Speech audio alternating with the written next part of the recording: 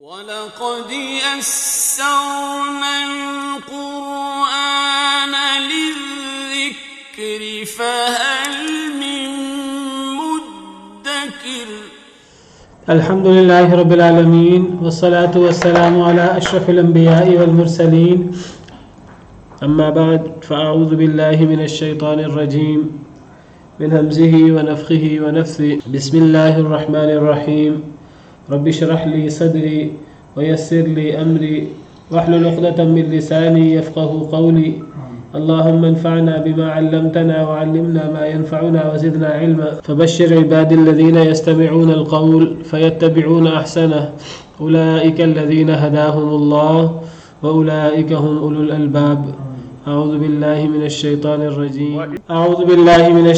الرجيم بسم الله الرحمن الرحيم وَإِذْ قَتَلْتُمْ نَفْسًا فَادَّارَأْتُمْ فِيهَا اور جب تم نے قتل کیا ایک جان کو فَادَّارَأْتُمْ فِيهَا بس تم نے جھگڑا کیا اس کے بارے میں، تم نے جھگڑا کیا کون قاتل ہے، تم نے اپنی قیاس آرائیاں کی، اپنے خیال پیش کیے، پتہ نہیں لگ رہا تھا قاتل کون ہے۔ یہ وہی واقعہ ہے جس کے حوالے سے سیدنا موسیٰ علیہ السلام نے بنی اسرائیل کو گائے ذبح کرنے کا کہا تھا۔ پیچھے گائے ذبح کرنے والی بات اور یہ واقعہ یہ ایک ہی واقعہ ہے۔ یہ اصل میں اسی قاتل کے بارے میں معلومات حاصل کرنے کے لیے اللہ رب العالمین نے فرمایا تھا کہ اگر تم گائے کو ذبح کرو اور گائے کا حصہ مقتول کے ساتھ لگاؤ تو مقتول زندہ ہو کر اپنے قاتل کے بارے میں بتائے گا، اور وہ قاتل جیسے میں نے پیچھے بتایا تھا آپ کو، وہ اس مقتول کا سگا بھتیجا تھا جس نے وراثت کے لیے اس کو قتل کر دیا تھا۔ تو اللہ تعالیٰ اس واقعے کی طرف اشارہ فرما رہے ہیں، اور جب تم نے قتل کیا ایک جان کو فَادَّارَأْتُمْ فِيهَا بس تم نے اس میں جھگڑا کیا، کون قاتل ہے؟ واللہ مخرج ما کنتم تکتمون اور اللہ نکالنے والے تھے جو تم چھپا رہے تھے، جو چھپنا چاہ رہا تھا قاتل قتل کر کے وراثت حاصل کرنے کے لیے، اللہ نے اس کو نکالنا تھا اور اللہ نے پھر اس کو نکالا، جیسے اگلی آیت میں آ رہا ہے۔ تو اس سے پتہ لگتا ہے کہ کئی دفعہ انسان گناہ کرتا ہے، چھپنے کی کوشش کرتا ہے لیکن چھپ نہیں پاتا۔ اللہ تعالیٰ سے کوئی چیز مخفی نہیں ہے۔ ان اللہ کان علی کل شیء شہیدا، اللہ ہر شے پر گواہ ہے۔ وکان اللہ علی کل شیء رقیبا، اللہ ہر شے پر نگران ہے، پہرے دار ہے۔ اللہ کو ایک ایک بات کا پتہ ہے، اللہ سے کوئی بھی چیز مخفی نہیں ہے۔ اللہ تعالیٰ کو تو ظاہری باطنی اعمال سب کا پتہ ہے، دلوں میں آنے والے خیالات تک کا اللہ کو پتہ ہے۔ ان اللہ علیم بذات الصدور، اللہ تعالیٰ تو سینے کے بھیدوں کو بھی جانتے ہیں۔ تو اللہ تعالیٰ نکالنے والے تھے جو تم چھپا رہے تھے۔ اس سے پتہ لگتا ہے کہ انسان بہت سی چیزوں کو چھپانے کی کوشش کرتا ہے، تو انسان جن چیزوں کو چھپانے کی کوشش کرتا ہے تو کئی دفعہ وہ چھپانے میں کامیاب ہو جاتا ہے، اللہ تعالیٰ کئی دفعہ اس کو ظاہر نہیں کرتے۔ لیکن جب اللہ کسی چیز کو ظاہر کرنا چاہیں، کسی چیز کو نکالنا چاہیں، کسی چیز کو نمایاں کرنا چاہیں، پھر وہ چیز نہیں چھپ سکتی۔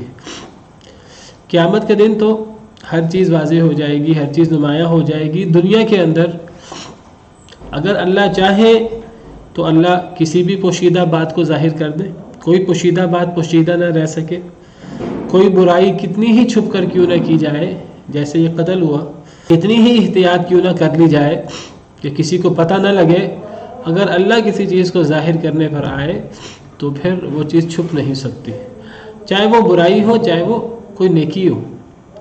بعض دفعہ کوئی شخص چھپ کر گناہ کرتا ہے، اللہ تعالیٰ اس گناہ کو لوگوں کے سامنے ظاہر کر دیتے ہیں، جیسے اس گناہ کو، اس قتل کو اللہ رب العالمین نے ظاہر کر دیا۔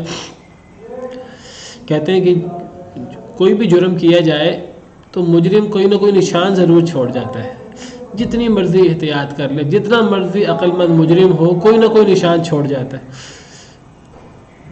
اور جب اللہ چاہے تو پھر وہ جرم ظاہر ہو جاتا ہے.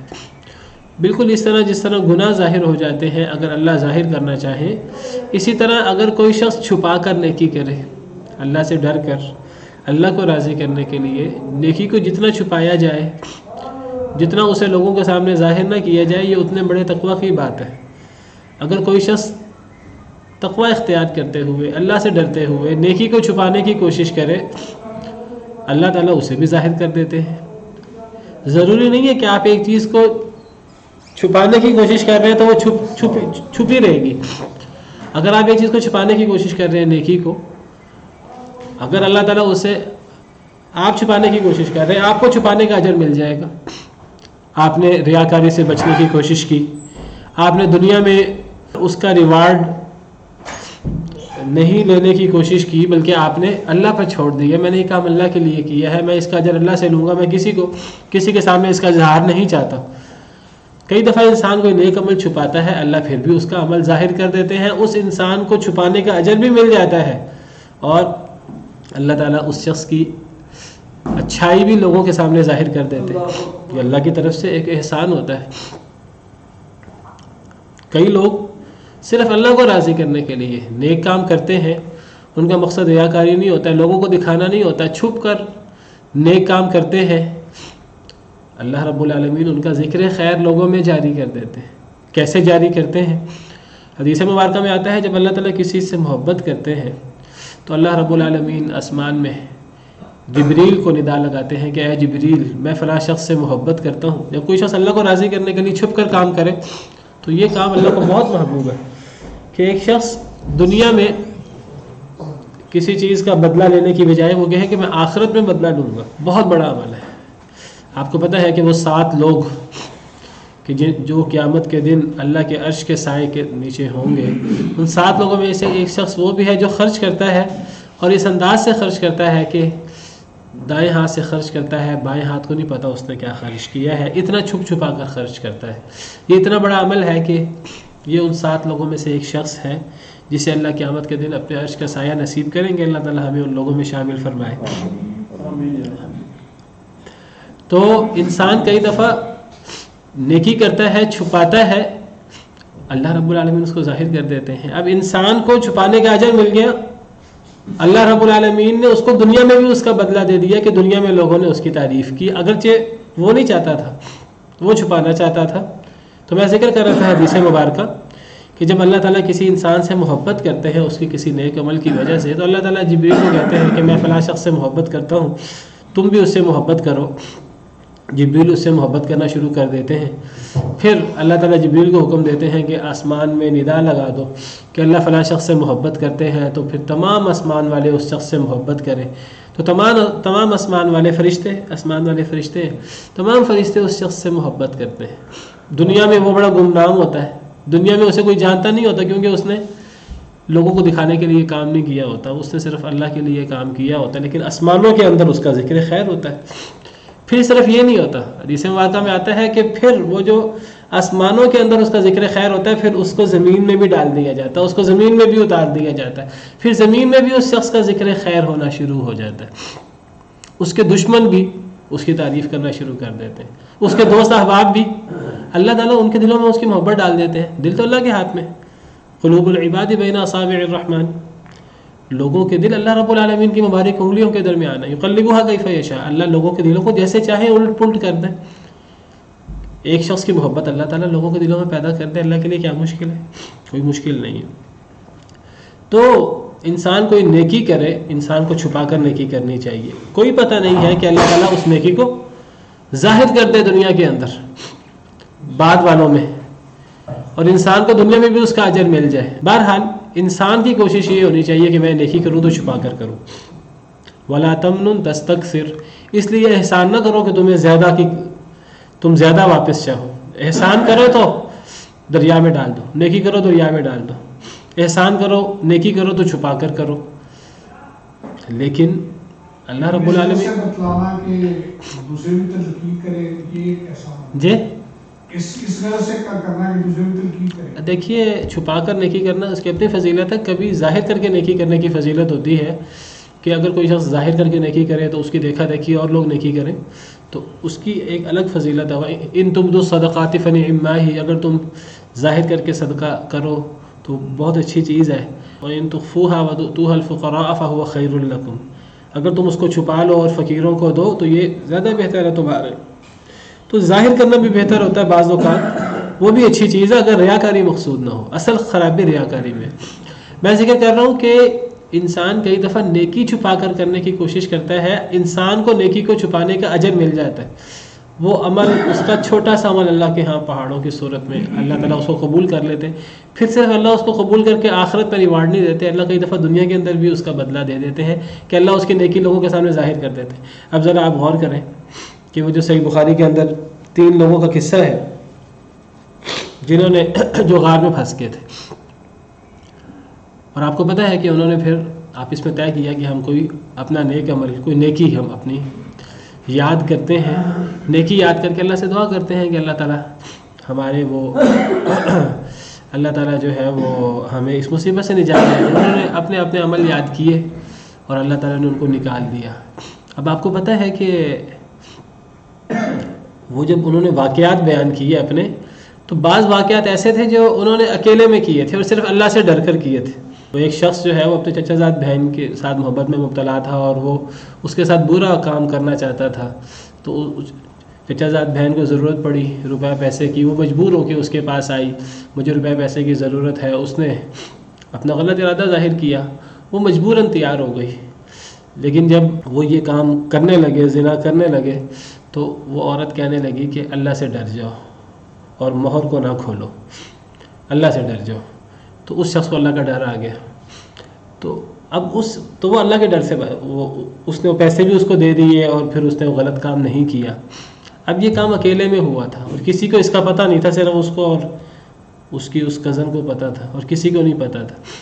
لیکن پھر اللہ کا کرنا ایسا ہوا کہ انہوں نے اپنے اپنے نیک اعمال بیان کیے اور ان نیک اعمال کی وجہ سے جو ہے وہ غار کا پتھر ہٹا. اب دیکھیے وہ جو اس شخص کی نیکی ہے وہ آج اس امت کے ہر شخص کو پتہ ہے، حالانکہ اس نے وہ کام اللہ سے ڈرتے ہوئے، وہ اور وہ لڑکی اکیلے تھے اور اس نے اللہ سے ڈرتے ہوئے، اس لڑکی نے کہا کہ اللہ سے ڈرو اے اللہ کے بندے اور یہ کام نہ کرو. اس نے اللہ کے ڈر سے یہ کام نہ کیا، یہ کام دونوں نے خلوت میں کیا. لیکن دیکھیے اللہ نے قیامت تک کے لیے اس کا ذکر خیر جاری کر دیا. اللہ کے لیے کیا مشکل ہے. کتنے واقعات ہیں قرآن و حدیث میں. نبی کریم صلی اللہ علیہ وسلم غار ثور کے اندر موجود ہیں اور مشرکین مکہ جو ہے وہ تلاش کر رہے ہیں پاگل کتوں کی طرح 100 اونٹوں کا انعام ملنا ہے. اب ابوبکر صدیق جیسا شخص کتنا بڑا ایمان ہے، لیکن دیکھیں اب یہ بڑا مشکل مرحلہ ہے. وہ بھی کہتے ہیں کہ بس اب تو پکڑے گے، یہ اگر نیچے دیکھیں ہمیں تو یہ ہمیں پا لیں گے. لیکن دیکھیے نبی صلی اللہ علیہ وسلم اس خلوت کے اندر اکیلے میں ایک جملہ کہتے ہیں، لا تحزن ان اللہ معنا، گھبرانے کی ضرورت نہیں، اللہ ہمارے ساتھ. یا ما ظنک باثنین اللہ ثالثہما، اے ابو بکر ان 2 کے بارے میں تمہارا کیا گمان ہے کہ جن کے ساتھ جو 2 اکیلے نہیں ہیں ان کے ساتھ تیسرا اللہ بھی موجود ہے. اللہ پر توکل کا اظہار کیا خلوت میں، صرف نبی صلی اللہ علیہ وسلم اور ابو بکر صدیق موجود ہیں اور نبی صلی اللہ علیہ وسلم کا کوئی ارادہ نہیں ہے کہ آپ یہ بات لوگوں کے سامنے کریں، لوگوں کو بتائیں، کوئی ریاکاری والعیاذ باللہ، کوئی ایسا مقصد نہیں ہے. آپ نے یہ کام، آپ نے اللہ پر توکل کا اظہار کیا اکیلے میں خلوت میں، اللہ نے قرآن بنا کر اتار دیا. اب قیامت تک لوگ پڑھیں گے اس کو. نبی صلی اللہ علیہ وسلم نے تو یہ کام کیا چھپ کر، نیکی کو چھپا کر کیا، لیکن اللہ تعالیٰ جو چاہے ظاہر کر دے. واللہ مخرج ما کنتم تکتمون، جو تم چھپاتے ہو اللہ چاہے ظاہر کر دے. تو انسان کو نیکی کرنی چاہیے، کوشش کرنی چاہیے چھپا کر کرے. ہاں اگر ظاہر کر کے کوئی مقصد ہے ظاہر کرنے کا تو وہ بھی ہو سکتی ہے، لیکن ریاکاری تو کسی صورت میں بھی نہیں ہو سکتی، وہ تو شرک ہے، اللہ معاف کرے، شرک اصغر ہے. تم جو چھپاؤ گے چاہے وہ نیکی ہو، اللہ چاہے تو اس کو بھی ظاہر کر دے. ضروری نہیں ہے کہ اللہ ہر چھپی ہوئی چیز کو ظاہر کرے دنیا کے اندر، لیکن اللہ کی مرضی ہے، اللہ چاہے تو ظاہر کر دے. اور انسان گناہ کرے چھپ چھپا کر، ہر ممکن طریقے سے اس کے آثار مٹانے کی کوشش کرے، اللہ چاہے تو ظاہر کر دے. کوئی چیز نہیں چھپ سکتی اگر اللہ ظاہر کرنا چاہے تو. اللہ رب العالمین کئی دفعہ نیک لوگ نیکی کرتے ہیں اللہ سے ڈر کر، چھپ چھپا کر، اللہ رب العالمین ان کا ذکر خیر لوگوں میں جاری کر دیتے ہیں، اللہ تعالیٰ ان کی نیکی لوگوں کے سامنے ظاہر کر دیتے ہیں۔ حضرت یوسف علیہ السلام اور زلیخا کا جو قصہ ہے وہ بھی تو خلوت کا ہی قصہ ہے، لیکن دیکھیے اللہ نے کیسے اس کو نمایاں کر دیا۔ حضرت یوسف صرف اللہ سے ڈرتے ہوئے انہوں نے اپنی عصمت کو بچایا اور وہ اس سے بچے۔ قال معاذ اللہ، انہوں نے کہا اللہ کی پناہ، انہ ربی احسن مثوائی۔ سب لوگوں کے سامنے، اس دور کے لوگوں کے سامنے حضرت یوسف علیہ السلام کی پاک دامنی ظاہر ہوئی، اور قیامت تک کے لیے یہ پوری سورہ یوسف ہے وہ پڑھی جاتی ہے۔ حضرت یوسف نے تو اس کام کو ظاہر کرنے کے لیے یہ کام نہیں کیا تھا کہ لوگ میری عصمت اور لوگ میری نیکی کی باتیں کریں، لیکن دیکھیے اللہ نے جاری کر دیا۔ تو کوئی انسان نیکی کرے چھپا کر، اللہ چاہے تو اس کو ظاہر کر دے، کوئی گناہ کرے چھپا کر، اللہ چاہے اس کو ظاہر کر دے، اللہ کے لیے کوئی مشکل نہیں ہے۔ ضروری نہیں اللہ دنیا کے اندر ظاہر کرے، لیکن کئی دفعہ اللہ ظاہر کر دیتے ہیں۔ جس طرح یہ قتل ہوا اللہ نے ظاہر کر دیا معجزاتی طریقے سے۔ تو اس سے اللہ نے بتایا ہے کہ ضروری نہیں ہے تم جس کام کو چھپانے کی کوشش کرو تو چھپا ہی رہے، وہ کام دنیا کے اندر بالکل سب کے سامنے نمایاں ہو سکتا ہے، سورج کی طرح واضح ہو سکتا ہے۔ فَقُلْنَا اضْرِبُوهُ بِبَعْضِهَا، بس ہم نے کہا مارو اس کو، بِبَعْضِهَا اس کے بعض حصے کے، ہم نے کہا کہ اس کو مارو، کس کو مارو؟ اس مقتول کو، اس مقتول کے کسی حصے کو مارو، بِبَعْضِهَا اس گائے کے کسی حصے سے۔ اضربوه، ہو کی ضمیر لوٹ رہی ہے مقتول، وہ جو قتل ہو گیا تھا وہ شخص چچا، اور ببعضھا کی جو ہا کی ضمیر ہے وہ لوٹ رہی ہے بقرہ کی طرف، گائے کی طرف۔ اللہ نے فرمایا حضرت موسیٰ علیہ السلام کی طرف سے، حضرت موسیٰ علیہ السلام کو حکم دیا کہ آپ اپنی قوم کو حکم دیں وہ گائے کو ذبح کریں۔ اب گائے ذبح ہو گئی تو اب مقتول کے حصے کو گائے کے ساتھ لگایا۔ ہم نے کہا کہ مارو اس کو، مقتول کے کسی حصے کو اس گائے کے کسی حصے کے ساتھ۔ کذالک یحیی اللہ الموتى، اسی طرح زندہ کر دیتے ہیں اللہ مردوں کو، ویریکم آیاتہ لعلکم تعقلون، اور دکھاتے ہیں تمہیں اپنی آیتیں تاکہ تم عقل کرو۔ یعنی جب اللہ نے فرمایا کہ اب یہ گائے کا حصہ مقتول کے ساتھ مارو، جب مارا تو مقتول زندہ ہو گیا، اور زندہ ہو کر اس نے اپنے قاتل کے بارے میں بتا دیا میرا قاتل کون ہے، میرا قاتل میرا بھتیجا ہے، اس نے مجھے جائیداد ہتھیانے کے لیے قتل کیا ہے، یہ کہہ کر دوبارہ مر گیا۔ پتہ لگا کہ کوئی بھی گناہ ہے کتنا مرضی انسان چھپانے کی کوشش کرے، اللہ چاہے تو ظاہر کر دے، کوئی نیکی انسان کتنی چھپانے کی کوشش کرے اللہ چاہے ظاہر کر دے۔ پتہ لگا کہ اللہ رب العالمین ہر چیز پہ قادر ہے، اللہ تعالیٰ مردہ کو زندہ کرنے پر قادر ہے۔ اللہ تعالیٰ نے اس مردہ کو زندہ کیا گائے کا حصہ لگا کر، یہ ضروری نہیں کہ گائے کا کوئی حصہ لگے گا تو مردہ زندہ ہوگا، اللہ نے ایک اس طریقے سے کہا کہ تم گائے کو ذبح کرو اور گائے کو لگاؤ اس کے ساتھ، اللہ اس کے بغیر بھی کر سکتے ہیں، اللہ کے لیے کوئی مشکل نہیں ہے۔ تو اللہ نے اس سے ثابت کیا، یہ مقتول جو زندہ ہو گیا اور زندہ ہو کر اس نے بتایا سب لوگوں کے سامنے میرا قاتل فلاں ہے، پھر وہ مر گیا، اللہ نے اس سے ثابت کیا کہ اللہ مردوں کو زندہ کر سکتے ہیں۔ اللہ نے اس سے ثابت کیا کہ یہ جو اکثر کفار کہتے ہیں کہ مرنے کے بعد ہمیں کون اٹھائے گا، بعث بعد الموت کا لوگ انکار کرتے ہیں، ہمیشہ سے انکار کرتے آئے ہیں۔ اللہ فرماتے ہیں کہ ثابت ہوا کہ جو اللہ تعالیٰ مردے کو وقتی طور پہ زندہ کر سکتا ہے وہ اللہ رب العالمین مردے کو قیامت کے دن مستقل بھی زندہ رکھ سکتا ہے۔ تو اللہ رب العالمین نے اس سے ثابت فرمایا اس معجزے سے کہ مرنے کے بعد اللہ تعالیٰ زندہ کر سکتے ہیں، اللہ کے لیے کوئی مشکل نہیں ہے کہ اللہ کسی کو زندہ کرے۔ بعث بعد الموت کے لیے اللہ نے قرآن کریم میں جگہ جگہ دلائل دی ہیں، کبھی کس طریقے سے، کبھی کس طریقے سے، کبھی عقلی، کبھی مثالیں دے کر، کبھی مردوں کو زندہ کر کے دکھایا اللہ رب العالمین نے۔ سورہ بقرہ کے اندر اللہ رب العالمین نے 5 مثالیں پیش کی ہیں، 5 مثالیں دی کہ جس میں باقاعدہ اللہ رب العالمین نے دنیا کے اندر مردوں کو زندہ کیا، اور اللہ نے دنیا میں مردوں کو زندہ کر کے بتایا کہ جو اللہ دنیا میں مردوں کو زندہ کر سکتے ہیں کچھ دیر کے لیے، وہ اللہ رب العالمین قیامت کے دن بھی مردوں کو زندہ کر سکتے ہیں، اللہ کے لیے کوئی مشکل نہیں ہے۔ یہ 5 واقعات ہیں سورہ بقرہ میں، صرف قرآن کریم میں تو اور بہت سے واقعات ہیں۔ سورہ بقرہ میں یہ 5 واقعات کون سے ہیں؟ ایک واقعہ آپ پیچھے پڑھ آئے ہیں، کون سا واقعہ؟ ایک واقعہ آپ پیچھے پڑھ آئے ہیں، مردوں کو زندہ کرنے والا، 70 آدمیوں والا، جب انہوں نے کہا کہ ہم اللہ کو دیکھنا چاہتے ہیں، اللہ نے سب کو ہلاک کر دیا، پھر اللہ رب العالمین نے سب کو زندہ کر دیا۔ اللہ نے بتایا بنی اسرائیل کو کہ اللہ مردوں کو زندہ کر سکتے ہیں، دوسرا واقعہ یہ گائے کا حصہ لگایا گیا مردہ کے ساتھ مقتول کے ساتھ، اور مقتول نے بتا دیا اپنے قاتل کے بارے میں زندہ ہو کر. اللہ نے بتایا اللہ مردوں کو زندہ کر سکتے ہیں.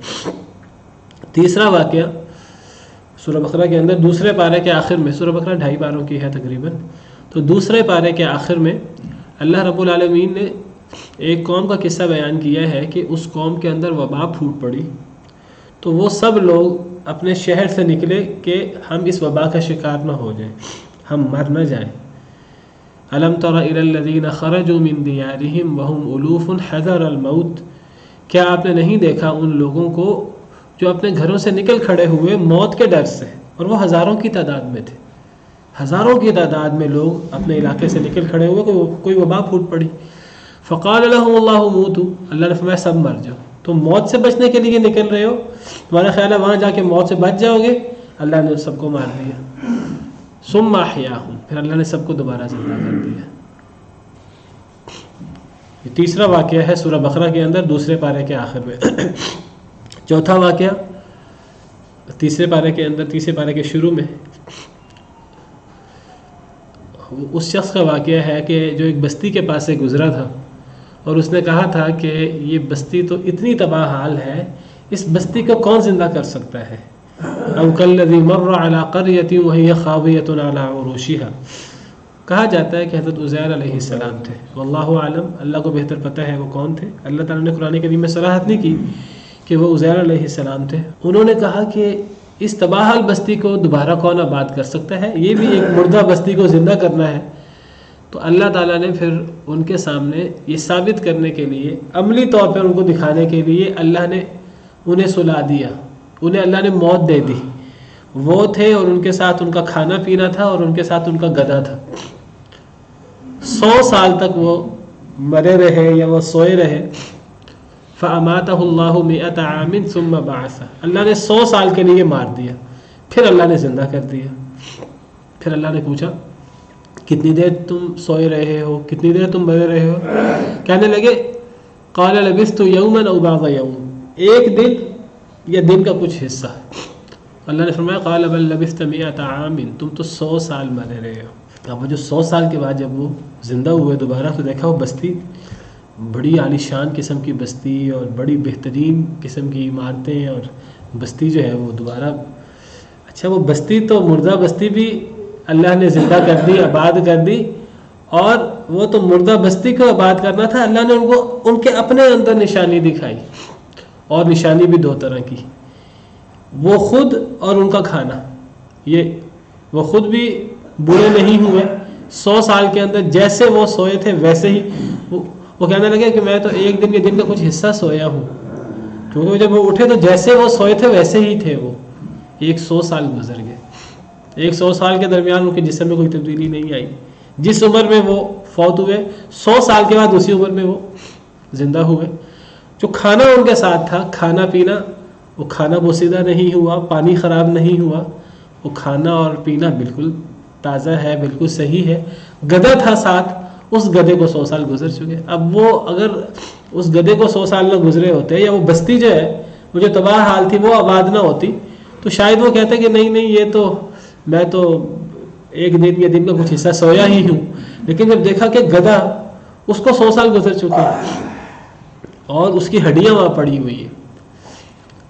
پھر اللہ نے یہیں پہ بس نہیں کی، پھر اللہ نے دکھایا ان کے سامنے، اللہ نے ان کے سامنے ان بوسیدہ ہڈیوں کو اکٹھا کیا اور ان کے اوپر اللہ نے گوشت چڑھایا اور وہ گدھا بھی زندہ ہو گیا.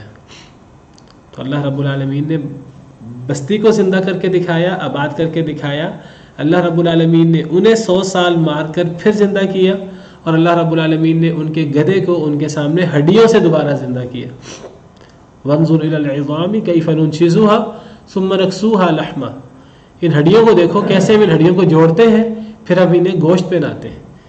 فلما تبین له، جب ان کے سامنے ساری چیزیں واضح ہو گئیں، قال اعلم ان اللہ علی کل شیء قدیر، کہنے لگے کہ میں جانتا ہوں اللہ رب العالمین ہر چیز پہ قادر ہے. مجھے یقین ہو گیا، اللہ نے باقاعدہ عملی طور پہ کر کے دکھا دیا. یہ چوتھا واقعہ جو سورہ بقرہ میں موجود ہے، اور 5واں واقعہ سورہ بقرہ میں، جی یہ سورہ کہف والا واقعہ سورہ بقرہ میں نہیں ہے. قرآن میں اور بہت سے واقعات ہیں، لیکن سورہ بقرہ میں 5 واقعات ہیں. حضرت ابراہیم کا قصہ. جزاکم اللہ. حضرت ابراہیم نے اللہ تعالیٰ سے کہا، سورہ اسی آیت کے آگے ہے، حضرت ابراہیم علیہ السلام نے اللہ تعالیٰ سے کہا کہ اے اللہ تعالیٰ آپ مجھے دکھائیے آپ مردوں کو کیسے زندہ کرتے ہیں. تو اللہ تعالیٰ نے کہا کہ کیا ایمان نہیں ہے؟ کہنے لگے اللہ تعالیٰ ایمان تو ہے لیکن میں اطمینان قلب چاہتا ہوں.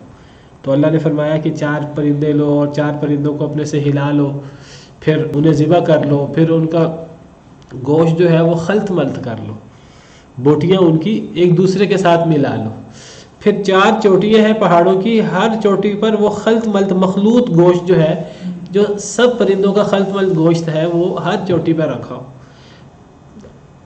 پہلے فرمایا تھا 4 پرندے لے کر ان کو اپنے سے مانوس کر لو. جب حضرت ابراہیم نے 4 پرندوں کو مانوس کیا، کس طرح مانوس کیا کہ جب حضرت ابراہیم علیہ السلام ان کو بلاتے تھے تو وہ حضرت ابراہیم کے بلانے پر آ جاتے تھے. جانوروں کو، پرندوں کو، پیٹس کو جب مانوس کیا جاتا ہے اپنے ساتھ تو وہ سنتے ہیں بات مالک کی. تو اب حضرت ابراہیم علیہ السلام نے ان کی بوٹیوں کو جب خلط ملط کر کے 4 چوٹیوں پر رکھا، پھر ان کو بلایا تو وہ زندہ ہو کر وہ اڑتے ہوئے دوبارہ آئے. تو اللہ رب العالمین نے باقاعدہ دکھایا کہ اللہ مردوں کو کیسے زندہ کرتے ہیں. تو یہ چند مثالیں ہیں، اور نہ تو ہزاروں مثالیں ہیں دنیا کے اندر. ایک انسان کے اندر ہزاروں مثالیں ہیں.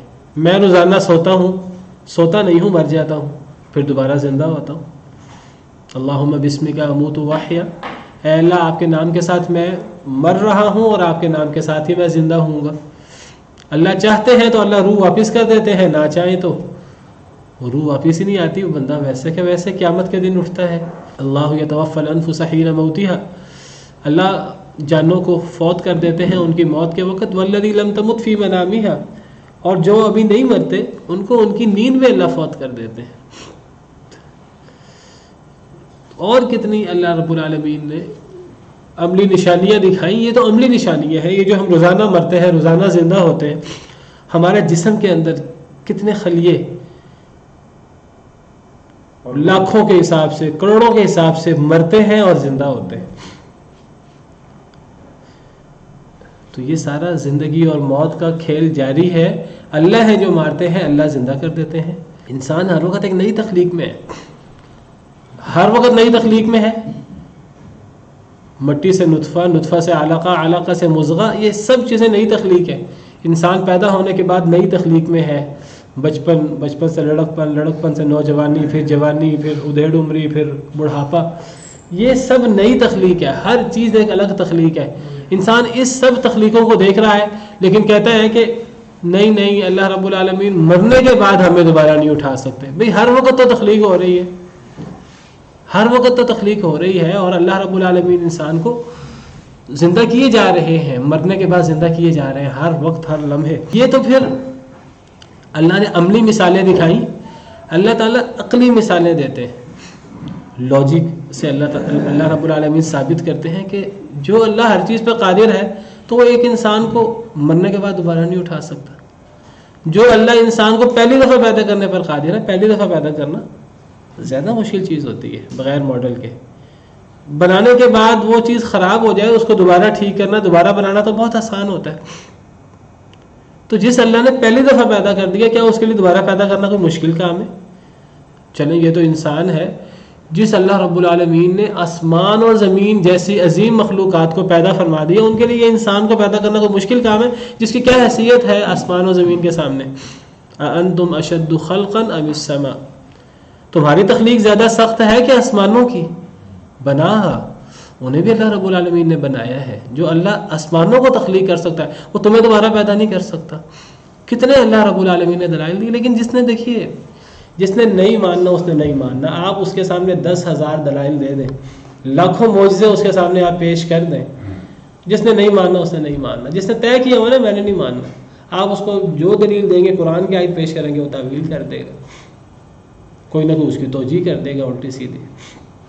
اور جس نے ماننا ہے اس نے وہ مان لیتا ہے فوری، اور جس نے نہیں ماننا تو پھر اس کے پاس ہر بات کا جواب ہوتا ہے گڑا گڑایا.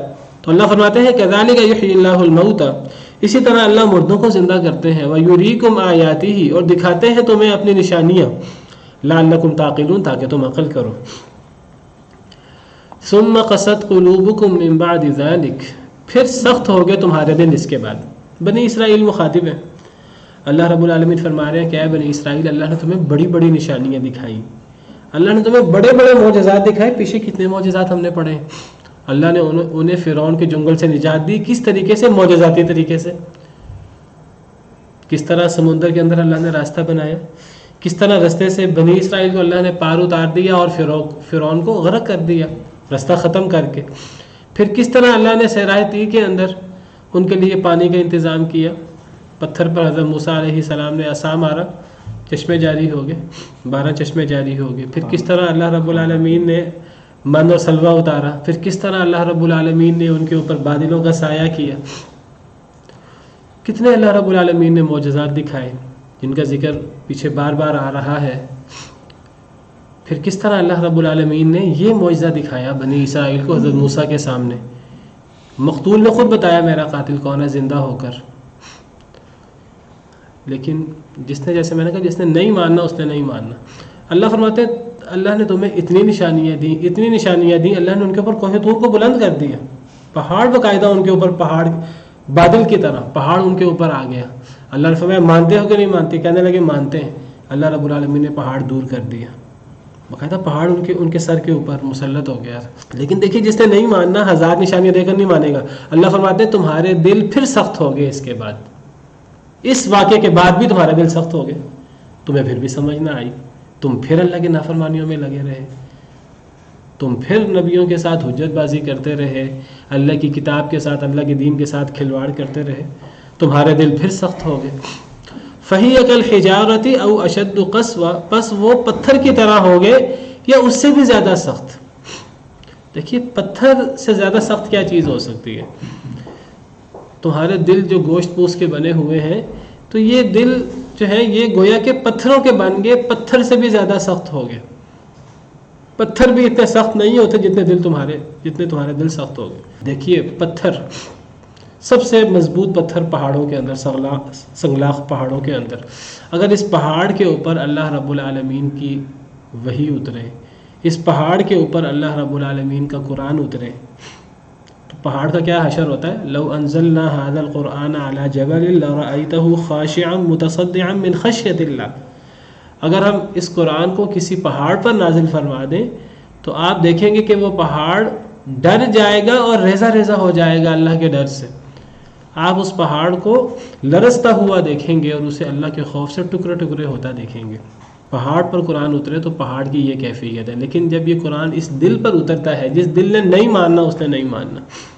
جب یہ اللہ کی وحی اور اللہ کی نشانیاں دل پر اترتی ہیں، جس دل نے نہیں ماننا پھر اس کا دل پہاڑوں سے بھی زیادہ سخت ہوتا ہے.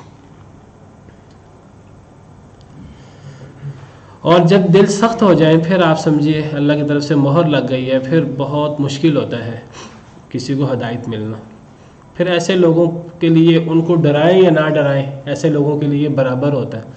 انہیں دعوت دینے والا اللہ کا نبی کیوں نہ ہو، نبی کریم صلی اللہ علیہ وسلم کیوں نہ ہو. کوئی ایسے بدبخت بھی تھے.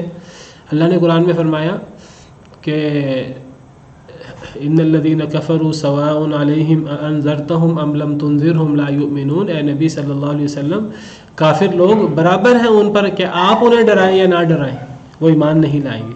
دیکھیے ہمارے ڈرانے کے اندر، ہمارے واز کے اندر کمی بیشی ہو سکتی ہے، لیکن نبیوں کا ڈرانا اور نبیوں کا واز وہ کتنا بہترین واز ہوگا، اور اس کے اندر کتنی تڑپ ہوگی، کتنی دعائیں ہوں گی کہ اللہ تعالیٰ اگلے بندے کو ہدایت دے دے. لیکن جس نے نہیں ماننا اس نے نہیں ماننا.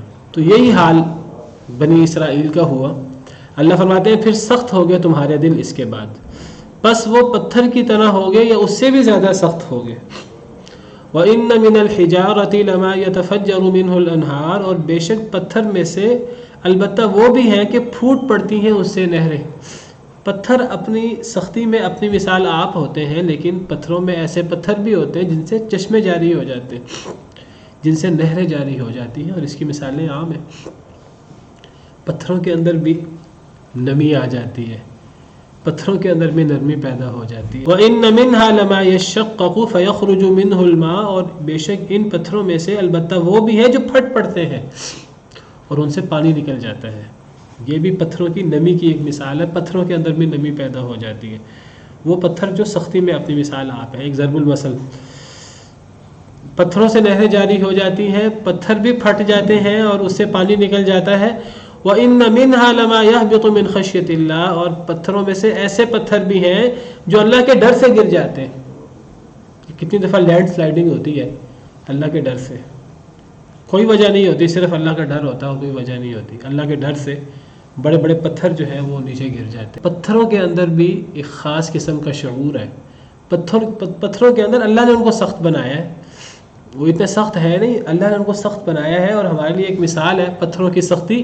لیکن اللہ کے سامنے پتھر بھی جو ہیں وہ جھک جاتے ہیں، پتھر بھی گر جاتے ہیں، پتھر بھی اللہ سے ڈرتے ہیں۔ پتھروں کے اندر بھی ایک خاص قسم کا شعور ہے، پتھروں کے اندر بھی نمی پیدا ہو جاتی ہے، پتھروں کے اندر بھی نرمی پیدا ہو جاتی ہے، ایک خاص قسم کا شعور ہے۔ ہمیں سمجھ آئے یا نہ آئے، آپ کو پتہ پتھر اللہ کی تسبیح بھی کرتے ہیں، پہاڑ اور پتھر اللہ کی عبادت بھی کرتے ہیں، نماز بھی پڑھتے ہیں، اللہ کی تسبیح بھی کرتے ہیں۔ اللہ قرآن میں فرماتے ہیں سورہ بنی اسرائیل، تسبح له السماوات السبع والارض ومن فیہن، کہ ساتوں آسمان اور زمین اور جو کچھ ان کے درمیان ہے، ہر چیز اللہ کی تسبیح بیان کرتی ہے۔ تسبح له السماوات السبع، ساتوں آسمان اللہ کی تسبیح کرتے ہیں، والارض، زمین بھی، ومن فیہن، اور جو ان کے درمیان ہے، ہر چیز اللہ کی تسبیح کرتی ہے۔ وَإِن مِّن شَيْءٍ إِلَّا يُسَبِّحُ بِحَمْدِهِ، ہر چیز اللہ کی تسبیح بیان کرتی ہے، وَلَٰكِن لَّا تَفْقَهُونَ تَسْبِيحَهُمْ، تم ان کی تسبیح کو نہیں سمجھ پاتے، تمہیں نہ سمجھ آئے، تم ان کی بولی نہ سمجھو۔ ایک الگ بات ہے، چونٹیوں کی بولی ہمیں سمجھ نہیں آتی، حضرت سلیمان علیہ السلام کو اللہ نے سنا دی، قرآن میں اللہ نے ذکر کر دیا۔ پتھروں کی بولی، پتھر جو اللہ کی تسبیح کرتے ہیں، ہمیں سمجھ آئے یا نہ آئے وہ کرتے ہیں۔ صرف تسبیح نہیں کرتے، نماز بھی پڑھتے ہیں، قرآن سے ثابت ہوتا ہے سورہ نور کے اندر۔ تو فرمایا کہ اے یہود، تمہارے دل سخت ہو گئے، اس کے بعد اتنی بڑی نشانیاں کے بعد بھی، دیکھنے کے بعد بھی تمہارے دل سخت ہو گئے، پتھر سے بھی زیادہ سخت ہو گئے، پتھر میں بھی اللہ کے ڈر سے وہ گر پڑتے ہیں، پتھروں کے اندر بھی پانی جاری ہو جاتا ہے، پتھروں کے اندر سے بھی نہریں جاری ہو جاتی ہیں، چشمے نکل جاتے ہیں۔ لیکن جب انسان کا دل سخت ہو جائے، پھر اس کے اندر کسی قسم کی کوئی نمی اور کسی قسم کی کوئی نرمی نہیں آتی۔ تو اللہ سے پناہ مانگنی چاہیے، اللہ سے انسان کو دعا کرنی چاہیے کہ اے اللہ تعالیٰ یہ سختی ہمارے اندر پیدا نہ ہو۔ یہ اللہ تعالیٰ ہمارے لیے مثال بیان کر رہے ہیں، یہود کے اندر یہ کیفیت پیدا ہوئی، مسلمانوں کے اندر بھی یہ کیفیت پیدا ہو جاتی ہے۔ اللہ تعالیٰ نے باقاعدہ منع کیا مسلمانوں کو، وَلَا يَكُونُوا كَالَّذِينَ أُوتُوا الْكِتَابَ مِنْ قَبْلُ فَطَالَ عَلَيْهِمُ الْأَمَدُ فَقَسَتْ قُلُوبُهُمْ۔ سورہ حدید میں اللہ فرماتے ہیں کہ ایمان والوں کو اہل کتاب کی طرح نہیں ہونے چاہیے، کہ جن اہل کتاب پر جب مدت لمبی ہوئی تو ان کے دل سخت ہو گئے۔ اہل ایمان کو ایسا رویہ نہیں پیش کرنا چاہیے۔ اہل ایمان کو اس سلسلے میں، مسلمانوں کو، نبی کریم صلی اللہ علیہ وسلم کی امت کو اس سلسلے میں پچھلی قوموں کی پیروی نہیں کرنی چاہیے۔ پچھلی قوموں کے دل بڑے سخت ہو گئے تھے۔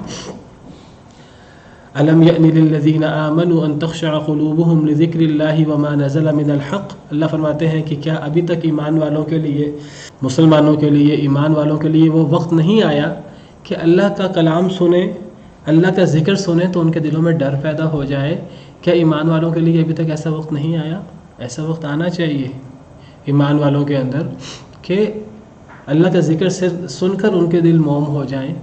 ایمان والوں کے اندر ایسا وقت آنا چاہیے کہ جب قرآن سنیں تو ان کی آنکھوں سے آنسو جاری ہو جائیں۔ ایسا وقت آنا چاہیے ایمان والوں کے اندر جب وہ اللہ کا قرآن سنیں تو تھوڑیوں کے بل سجدے میں گر پڑیں۔ ان الذين اوتوا العلم من قبله اذا يتلى عليهم يخرون للاذقان سجدا۔ اللہ فرماتے ہیں پرانے زمانے کے جو اہل علم تھے، اذا يتلى عليهم، جب ان پر تلاوت ہوتی تھی اللہ کی آیتوں کی، يخرون للاذقان سجدا، تھوڑیوں کے بل سجدے میں گر پڑتے تھے۔ مومن کون ہوتا ہے؟ انما المؤمنون الذين اذا ذكر الله وجلت قلوبهم۔ مومن تو وہ ہوتا ہے جب اللہ کا ذکر کیا جائے تو اس کا دل ڈر جائے۔ وَإِذَا تُلِيَتْ عَلَيْهِمْ آيَاتُهُ زَادَتْهُمْ إِيمَانًا، جب اس کے اوپر اللہ کی آیتوں کی تلاوت کی جائے تو اس کا ایمان میں اضافہ ہو جائے۔ مومن تو وہ ہوتا ہے۔ مومن کون ہوتا ہے؟ وَالَّذِينَ إِذَا ذُكِّرُوا بِآيَاتِ رَبِّهِمْ لَمْ يَخِرُّوا عَلَيْهَا صُمًّا وَعُمْيَانًا مومن وہ ہے جب اس کو اللہ کی آیتوں کے ساتھ نصیحت کی جائے تو وہ اپنے عقائد پر اندھا بہرا ہو کر پڑا نہیں رہتا. مومن کے اندر حرکت پیدا ہوتی ہے، مومن کے دل کے اندر اللہ کا ڈر پیدا ہوتا ہے. اللہ فرماتے ہیں کہ کیا ابھی تک ایمان والوں کے لیے وہ وقت نہیں آیا کہ اللہ کا ذکر سن کر ان کے دل ڈر جائیں. اللہ فرماتے ہیں وَلَا يَكُونُوا كَالَّذِينَ أُوتُوا الْكِتَابَ، مومنوں کو ہرگز اہل کتاب کی طرح نہیں ہونا چاہیے. من قبل، جو تم سے پہلے تھے، فطال علیہم الامد، مدت لمبی ہوئی، فقست قلوبہم، ان کے دل سخت ہو گئے. مومنوں کو یہ کام نہیں کرنا. لیکن اللہ معاف کرے، مومنوں کے اندر بھی ایسے لوگ ہیں، مسلمانوں کے اندر ایسے لوگ ہیں، مسلمان کہلاتے ہیں اپنے آپ کو، لیکن نہ قرآن سے کوئی اثر ہوتا ہے، نہ صحیح حدیث مبارکہ سن کر کوئی اثر ہوتا ہے. جتنی مرضی قرآن حدیث سنا دیں کوئی اثر نہیں ہوتا. اللہ معاف کرے. تو اللہ فرماتے ہیں وَمَا اللَّهُ بِغَافِلٍ عَمَّا تَعْمَلُونَ، اور نہیں ہے اللہ غافل اس سے جو تم عمل کرتے ہو. اگر کسی کو نہیں اثر ہوتا اللہ کی بڑی بڑی نشانیاں دیکھ کر تو ٹھیک ہے، اس نے جو عمل کرنا کرتا رہے. اللہ غافل تو نہیں ہے اس کے اعمال سے. اللہ کے ہاں دیر تو ہے، اندھیر نہیں ہے. اللہ تعالیٰ نے ڈھیل دی ہوئی ہے. ڈھیل کا مطلب یہ نہیں ہے کہ اللہ نے ڈھیل دی ہوئی ہے، نعمتیں دی ہوئی ہیں تو آگے بھی نعمتیں ملیں گی. اللہ فرماتے ہیں نمتعہم قلیلا ثم نضطرہم الی عذاب غلیظ، تھوڑا سا فائدہ دیں گے ہم ان کو، پھر ہم انہیں سخت ترین عذاب کی طرف مجبور کر دیں گے. اللہ غافل نہیں ہے ہمارے اعمال سے، اللہ غافل نہیں ہے تمہارے اعمال سے. اللہ ہر چیز کو دیکھ رہے ہیں. چھوٹا عمل بھی نیکی ہو اللہ اس کو بھی دیکھ رہے ہیں، ذرہ برابر گناہ ہو اللہ اس کو بھی دیکھ رہے ہیں. افتطمعون ان یؤمنوا لکم، کیا پس تم طمع رکھتے ہو، تم امید رکھتے ہو اے مسلمانوں، ان یؤمنوا لکم، کہ یہ ایمان لائیں گے تمہارے لیے،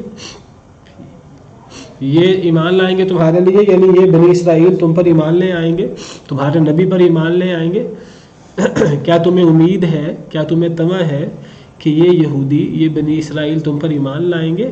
وقد كان فريق منهم يسمعون كلام الله ثم يحرفونه من بعد ما عقلوه، یہ اتنے بدبخت ہیں کہ ان میں سے ایک فریق تھا جو اللہ کی کلام سنتا تھا پھر اس میں تحریف کر دیتا تھا. من بعد ما عقلوه، اس کو سمجھنے کے بعد، پوری طرح عقل کرنے کے بعد اللہ کے حکم کو سمجھ لیتا تھا، اللہ کا کیا تقاضا ہے پورا اس کو سمجھ آ جاتا تھا، لیکن وہ اللہ کے کلام کو سن کر عمل کرنے کی بجائے اللہ کے کلام کو ہی بدل دیتا تھا، اللہ کے کلام میں تحریف کر دیتا تھا. جو ہٹ درمی اور جو قساوت قلبی کی اس انتہا پر پہنچا ہو، کیا اس کے ایمان لانے کی کوئی تمہیں امید ہے؟ ایسا شخص کہاں ایمان لائے گا؟ کیا تم امید کرتے ہو کہ یہ تم پر ایمان لے آئیں گے؟ ان میں ایسے لوگ بھی ہیں جو اللہ کی کلام سن کر، یہاں اللہ کی کلام سے مراد تورات انجیل ہے، پرانے لوگوں کی بات ہو رہی ہے، یا نبی صلی اللہ علیہ وسلم کے دور کے بنی اسرائیل کی، کہ کیا تمہارا خیال ہے تم پر ایمان لے آئیں گے؟ ان میں سے ایک گروہ اللہ کی کلام کو سن کر تحریف کر ڈالتا تھا، اس کو سمجھنے کے بعد اس کو پوری طرح اس کو سمجھ آ جاتی تھی اللہ کا کیا حکم ہے، لیکن پھر وہ اس کو بدل دیتے تھے، الفاظ بدل دیتے تھے، اس کا الٹا سیدھا معنی بیان کر دیتے تھے، نہیں اس کا معنی یہ نہیں یہ ہے. وہم یعلمون، حالانکہ وہ جانتے ہوتے تھے. یہ بنی اسرائیل کے اندر تھا، اور اللہ معاف کرے آج یہ چیز مسلمانوں کے اندر بھی ہے.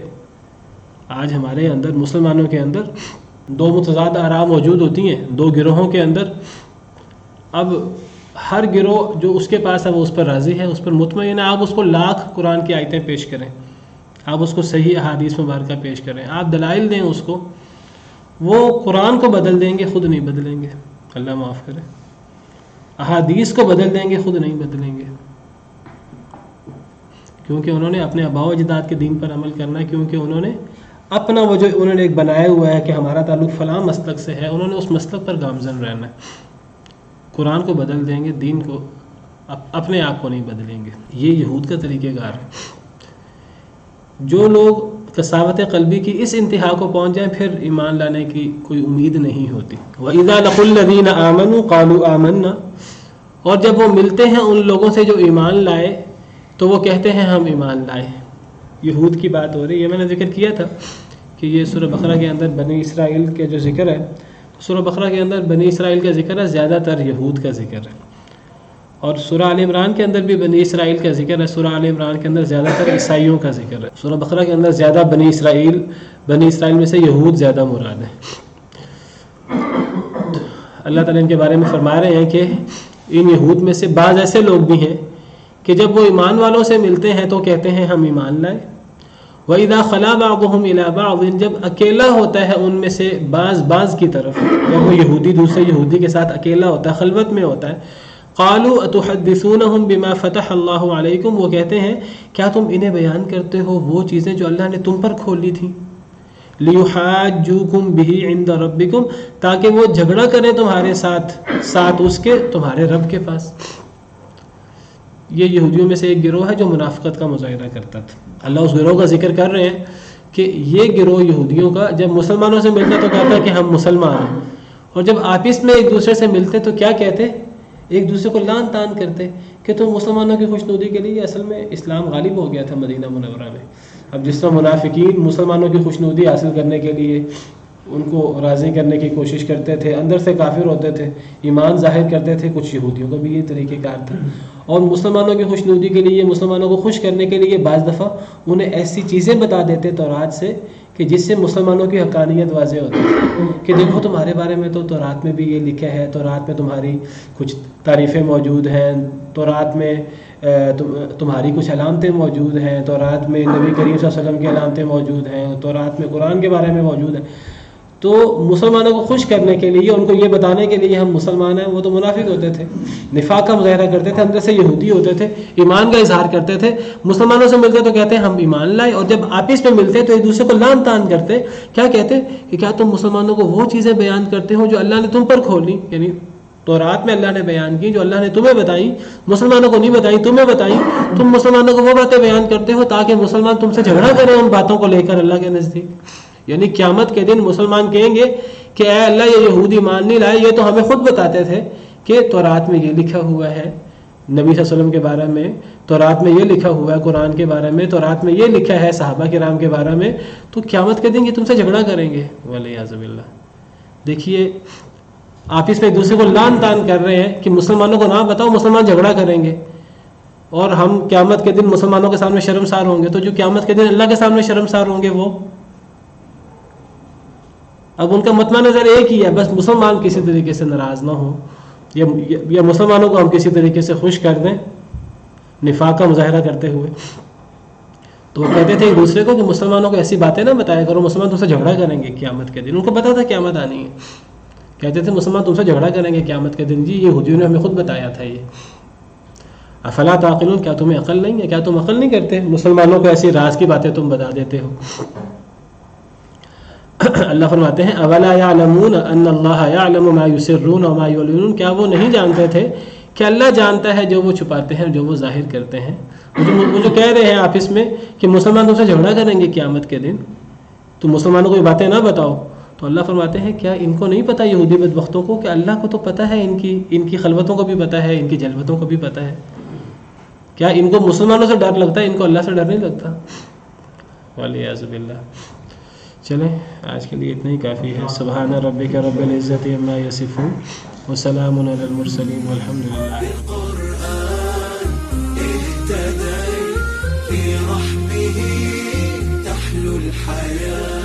شوقا